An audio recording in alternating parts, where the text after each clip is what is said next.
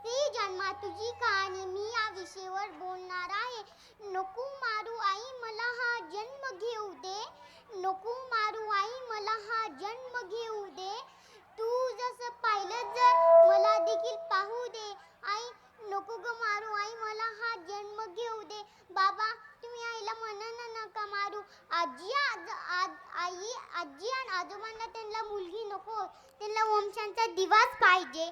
तुम्ही काल डॉक्टरकडे गेलतात, तिथं किती मोठ्या मोठ्या मशीनी होत्या. मी तिथं किती छान दिसू लागले, पण तुम्ही तिथं ठरवलं होतं मला मारायचं. बाबा मला मारू नका हो. मी दादाचे जुने कपडे, जुने खेळणे, जुनं दप्तर वापरीन आणि मोठं झाल्यावर नाव कमवीन. प्लीज बाबा मला मारू नका हो. अगं आई वंशांच्या दिव्यापायी पण ती विजू नको ग आई. वंशांच्या दिव्यापायी पण ती विजू नको ग आई. तुम्हाला जन्मासाठी आई हवे, तुम्हाला राखी बांधण्यासाठी बहीण हवे, तुम्हाला लग्न करायसाठी बायको आहे, मग तुम्हाला मुलगी का म्हणून नको. मुलगी जन्माला आली की सगळे नाराज होतात आणि मुलं जन्माला आले की सगळे खुश होतात, पेरे वाटतात, फटाके वाजतात. मुलाला वंशांचा दिवा म्हणते, मग मुलीला वंशांची पंथी कामून नाही म्हणत. मुलगी मोठी झाली तिच्यावर खूप बंधने टाकतात. इकडे जाऊ देत नाही, तिकडे जाऊ देत नाही. ती रात्री ट्युशनला जाते, तिला तरी जाऊ देत नाही. जरी ती बाहेर शिकायला गेली तरी ती सुरक्षित नसते. एकीकडे देवीची पूजा करतात, तिला माळ घालतात, दुधाचा अभिषेक करतात आणि एकीकडे त्या मुलीच्या अंगावर ऍसिड टाकतात, पेट्रोल टाकतात. तिचा अत्याचार करून तिला मारून टाकलं होतं. तुम्हाला माहितीच आहे ना मारेगाव मधली घटना. एका 5-6 वर्षाची मुलगी ती अंगणात खेळत असताना तिला चॉकलेटचा लालूच दाखवून, तिला धुवून नेऊन, तिचा अत्याचार करून तिला मारून टाकलं होतं. तिचा जीव किती तडफडत असन, कधी मिळणार तिला न्याय. तिच्यासारख्या कितीक मुली आहेत, त्यांना पण न्याय कधी मिळणार.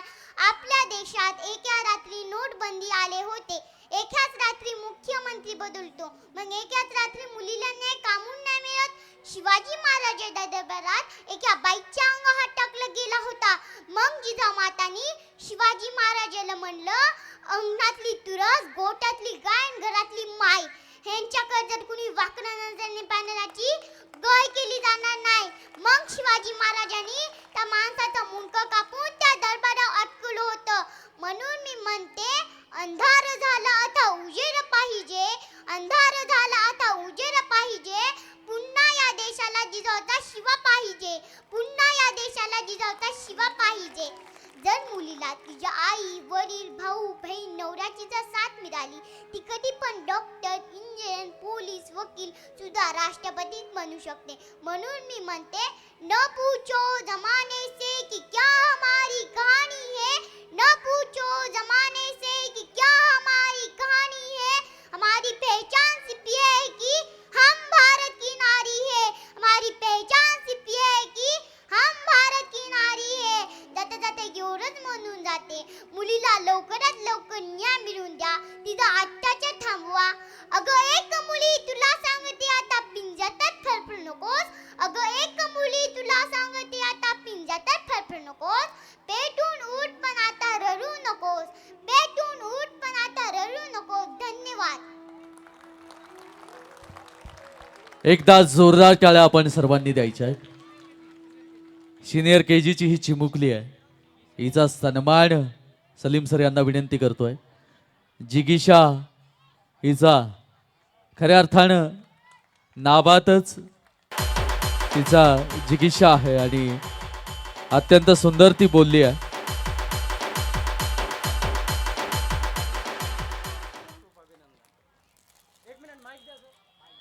दिया दिया सब कोई कहे, बाती कहे ना कोई, बाती बिचारी रात भर जली, नाम दिया का होय. खऱ्या अर्थानं मुली घरासाठी घरपण असतात. ह्या मुलीचं खरंच अत्यंत मनापासून सर्वांनीच कौतुक करायचं आहे. कारण इतक्या लहान बालवयामध्ये ही विद्यार्थिनी अशी आहे, तर मला बसता बसता असं वाटलं की हिचा फ्युचर कसा असेल. तर याच्या फ्युचरमध्ये एक छोटासा मोलाचा वाटा म्हणून ही विद्यार्थिनीचं 1ली ते 12वीपर्यंतचं शिक्षण मी ह्या ठिकाणी मोफत म्हणून माझ्याकडून घोषित करतो. 1 रुपया ही फीस मटेरियल सहित सगळी मी या विद्यार्थ्यांसाठी खरं तरी यशस्वीच होणार आहे. याच्यामध्ये शाळेचा पाऊल आहे आणि सगळेच विद्यार्थी खूप चांगले आहेत माझे.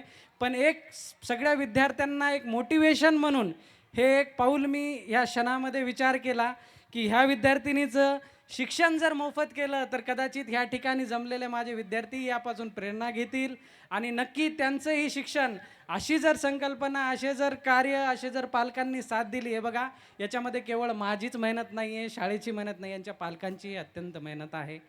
विद्यार्थिनीची सगळ्यात पहिली शाळा त्याचं घर असतो आणि त्याचे आईवडील हे त्याचे पहिले शिक्षक असतात.